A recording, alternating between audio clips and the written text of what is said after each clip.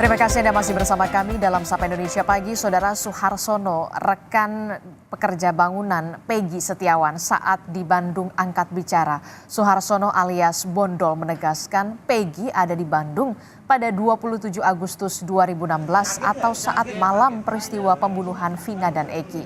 Suharsono alias Bondol menegaskan bahwa penetapan Peggy sebagai tersangka pembunuhan Vina dan Eki adalah salah sasaran. Pasalnya, saat 27 Agustus 2016 yang lalu, Peggy ini sedang berada di Bandung bersamanya. Dan di waktu yang bersamaan, Vina dan Eki ini menjadi korban kebrutalan geng motor. Suharsono mengaku dirinya dan Peggy sedang membangun rumah Bapak Aceng. Bahkan saat malam kejadian, Suharsono bilang Peggy tengah mengantar dirinya ke Terminal Lewi Panjang Bandung.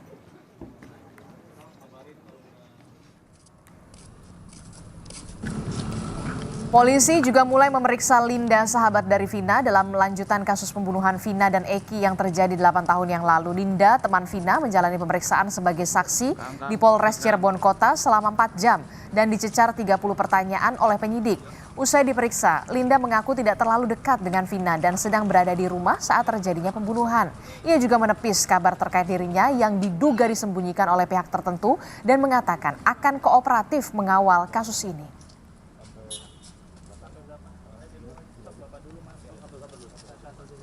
Polisi sudah menangkap Peggy Setiawan, tersangka pembunuhan Vina dan Eki yang sebelumnya dinyatakan buron.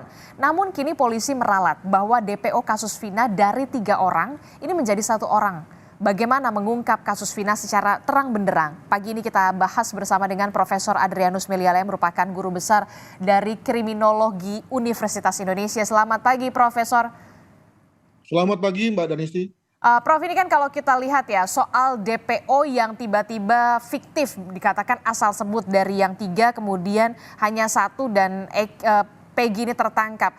Apakah mungkin dan pasti kan akan muncul keraguan dari publik untuk selanjutnya, Prof? Wajar sekali, apalagi karena ketiga nama itu disebutkan dalam amar putusan. Tentu kalau sudah masuk dalam amar, itu tentu bukan informasi yang main-main tuh. Berarti sudah masuk sudah masuk filter ya dari berkas lidik, berkas sidik, berkas tuntut dan kemudian lalu diperiksa di pengadilan, maka tentunya mesti ada dasar kuat dalam rangka dimasukkannya 3 orang itu sebagai DPO, sebagai orang yang belum mendapatkan putusan pidana dalam amar putusan. Nah, tetapi jangan lupa bahwa sekali lagi ya ada faktor waktu 8 tahun di mana kemudian ada pengerusan, pendistorsian informasi, pendistorsian keingatan, pendistorsian bukti ya, hilang, rusak dan seterusnya, sehingga lalu kemudian terpaksa kepolisian bermain aman ini. Jadi mungkin kalau soal dibilang bahwa hanya ingat-ingat mungkin itu tidak terlalu tepat demikian, tapi setahu saya adalah bahwa polisi itu bermain aman dalam arti bahwa memang tidak diketemukan berbagai link ya, berbagai ikatan, berbagai hal yang menghubungkan antara dua DPO dengan kasus ini. Maka lalu apa yang harus dilakukan? Mengambil orang yang tidak diketahui sama sekali malah bahaya tuh ya. Maka kemudian lalu polisi main aman dengan cara mengambil Peggy saja sebagai DPO. Demikian. Oke, jadi bisa dikatakan ini langkah polisi yang Anda sebutkan main aman begitu, kemudian mengambil atau menangkap dari Peggy. Nah, ini yang kemudian juga menjadi sorotan kita adalah Peggy yang kemudian dihadirkan dalam konferensi pers di Polda Jawa Barat pada saat keterangan dari Polda Jawa Barat. Peggy mengatakan bahkan di depan wartawan bahwa ini fitnah, saya tidak melakukan pembunuhan itu, saya rela mati. Begitu ya, kan kita juga tahu Polda Jawa Barat ini sebelumnya tidak merilis foto dari Peggy begitu. Respon Anda bagaimana soal ini dari sisi kriminologi? Apakah 8 tahun begitu dan baru ditangkap beberapa pekan yang lalu begitu ya tanpa adanya rilis foto dari Polda Jawa Barat? Soal 8 tahun itu bukan indikasi susahnya kasus ini loh, Pak.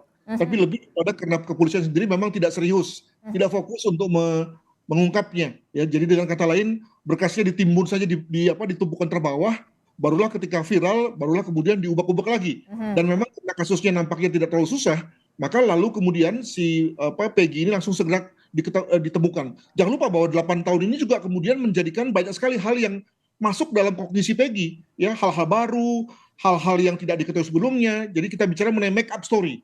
Jadi kalau saudara Peggy ini meminta kita untuk percaya padanya, maka sebetulnya juga ada juga hal yang membuat kita tidak percaya padanya, bahwa apa yang menjadi keterangannya akan yang dikatakannya bahwa saya bersedia mati itu adalah sesuatu yang sudah dipelajarinya, sesuatu yang sudah didengarnya selama 8 tahun ya.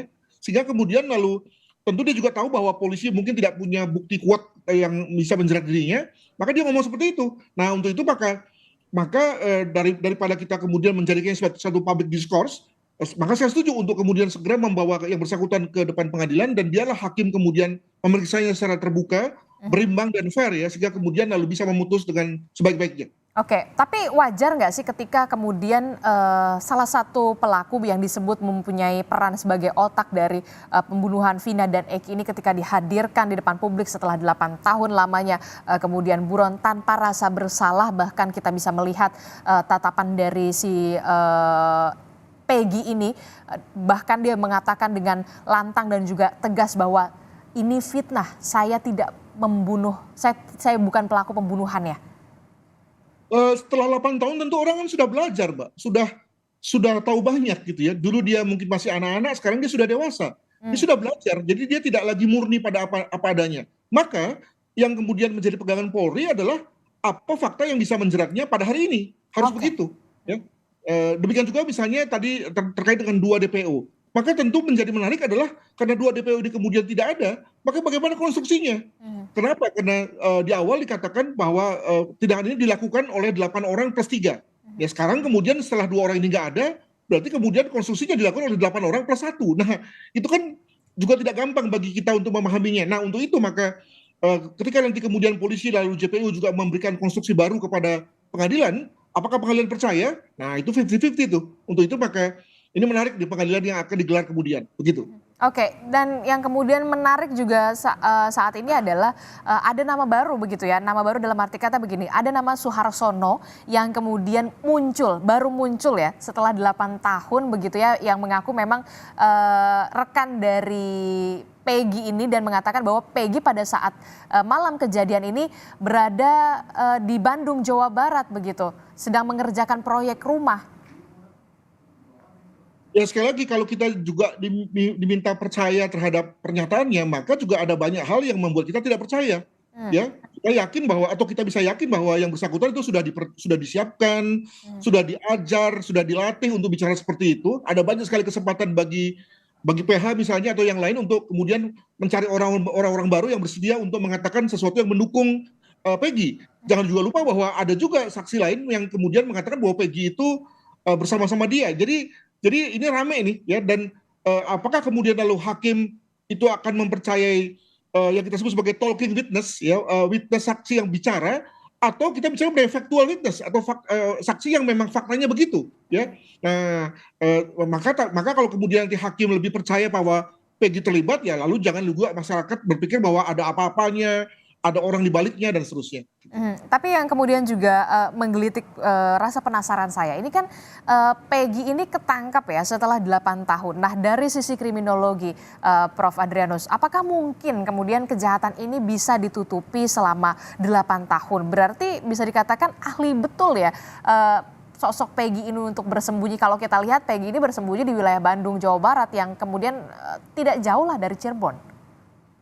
Ini tidak karena pelakunya ini jago ya, tapi lebih kepada tadi kembali bahwa ini memang tidak diseriusi oleh polisi, ya terutama setelah polisinya berganti setelah adanya rotasi, mutasi, promosi, di mana kemudian polisi yang bertugas pada saat itu kemudian saat dia mendapatkan telegram, saya duga, kemudian segera meninggalkan pekerjaan rumahnya, lalu kemudian dikerjakan oleh penerusnya. Nah penerusnya ini malas dia mencuci piring kotor yang dilakukan oleh pendahulunya. Nah kemudian si petugas ini, pejabat ini kemudian lalu mendiamkan, buying time, sampai kemudian dia ganti lagi, lalu kemudian dikerjakan lagi oleh penerusnya lagi. Penerusnya juga begitu, malas lagi untuk membersihkan atau mengungkap kasus ini, barulah kemudian rame serius baru sampai pada ketika kasusnya viral gitu ya.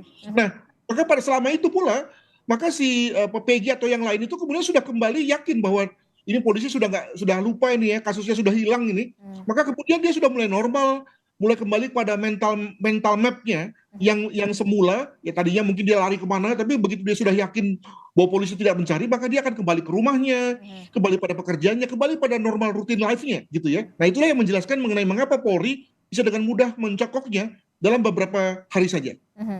Anda tadi juga menyebutkan ini sebenarnya PR yang kemudian dilimpahkan begitu dari tahun ke tahun sampai kemudian 8 tahun ini baru mencuat lagi, kemudian barulah berkasnya yang tadinya paling paling bawah kemudian baru oh iya nih ada berkas ternyata ya 8 tahun lamanya.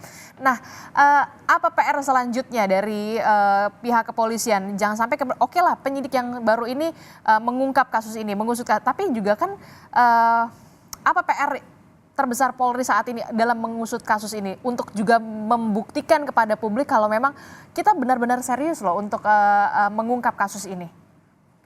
Jadi setelah soal DPO selesai, maka sekarang kita bicara mengenai melihat Peggy disidangkan. Nah untuk itu maka kita buka saja satu hipotesa bahwa Peggy ini dan juga 8 orang yang lain itu adalah korban-korban salah tangkap. Buka saja asumsi itu, ya hipotesa itu, gitu ya. Sampai kemudian ada fakta yang mengatakan sebaliknya.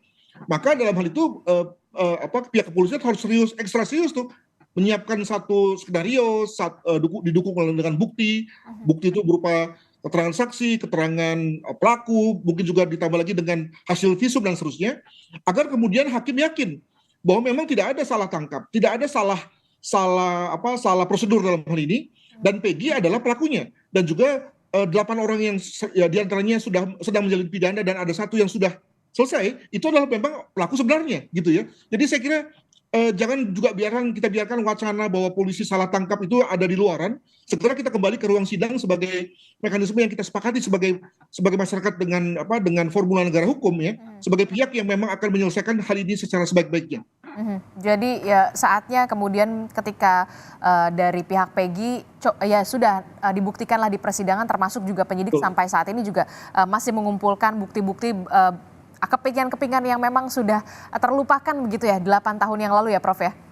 Termasuk juga dari segi penasihat hukum pelaku Peggy dan yang lainnya, silakan saja disiapkan satu pembelaan yang oke ya, yang ciamik gitu dalam bahasa sekarang gitu ya, sehingga kemudian bagi kita semua yakin juga kan itu kan digelar untuk publik kan, dan biarlah lalu kemudian akan ditentukan. Nah jangan lupa bahwa majelis hakim yang akan memeriksa Peggy adalah majelis hakim yang baru, yang dalam hal ini itu berpikirnya agak beda ya, tidak terkontaminasi lah kalau memang ada kontaminasi dengan yang dulu gitu ya. Maka sekali lagi ini memang satu medan juang yang ramai nih bagi kepolisian dan juga bagi PH pelaku untuk kemudian meyakinkan hakim tentang siapa yang menjadi pelakunya gitu. Oke, tapi singkat saja Prof, sebelum sampai persidangan nanti untuk pengungkapan kasus ini, Peggy ini rencananya akan mengajukan pra peradilan. Pra-peradilan itu kan untuk 3 hal ya. Pertama alasan penangkapan, alasan penahanan, alasan penyitaan. Tapi tidak bicara soal substansinya. Nah, andaikan saja kemudian polisi menang, ini asumsi ya, maka lalu akan masuk kepada substansi tentang pembunuhannya sendiri. Jadi saya kira nggak usah tadi sampai ke pengadilan yang bersifat substansi, dalam rangka pra-peradilan pun juga kepolisian terpaksa harus ekstra serius nih. Mengingat tadi begitu salah, maka tadi ketidakpercayaan publik akan terkonfirmasi. Nah betul kan gitu ya. Nah itu yang saya kira akan amat dijaga oleh Polda Jawa Barat. Oke, kita akan tunggu nanti tahapan selanjutnya adalah di pengadilan begitu ya, merupakan ajang pembuktian untuk mengungkap sebenar-benarnya kasus ini secara terang-benderang. Terima kasih informasinya dan perspektifnya Profesor Adrianus Meliala yang merupakan guru besar kriminologi dari Universitas Indonesia telah bergabung bersama kami. Sehat selalu Prof. Assalamualaikum, selamat pagi.